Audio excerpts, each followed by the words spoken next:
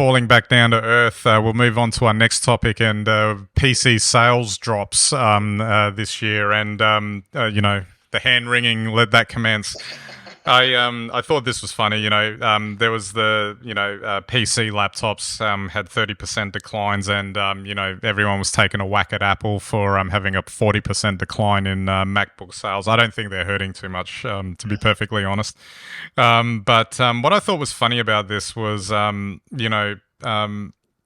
obviously the pandemic accelerated the need, or the perceived need, for people to purchase more computer equipment, laptops being the classic example of that, because of remote work and all that sort of thing. And I don't really understand why, even though they're making a ton of money still on all of this stuff, that they can spin this into a negative headline just because it's an effect of coming out of the pandemic and people probably not needing these laptops anymore, or even if they needed them in the first place. And that's the part that I find funny about this particular thing. And then by next year it'll probably balance itself out and have been forgotten. So it just, clickbait headline, I don't know, but it's kind of a bit more sensationalized than it needs to be, because none of these companies are hurting in that respect. Oh, no, you're absolutely right. I doubt any of them would be hurting. Look, just from an Apple perspective, if you went out and bought an M1 MacBook like I did, hey, you might not be buying another M2 or something this year because you're so happy with the laptop that you've got. You're not suffering any dissatisfaction.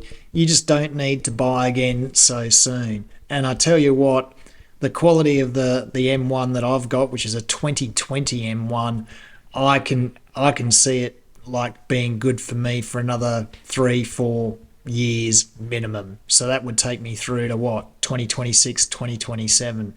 And that then would be buying early or replacing a laptop early for me, considering I've got about 12 years out of my last one.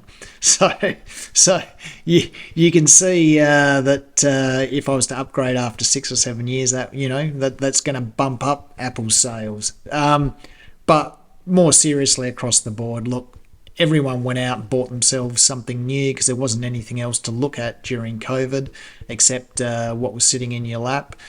And I think, now, and we've said this now for a number of years, pretty much any PC you get, even if it is stuck with an Intel chip, generally has the power and the ability to do whatever it is you need it to do. And therefore, there's no rush to go out and get another one. And it's a testament also to longevity, even on the PC side. Macs have always had the longevity thing down, but PCs are kind of sitting that way as well.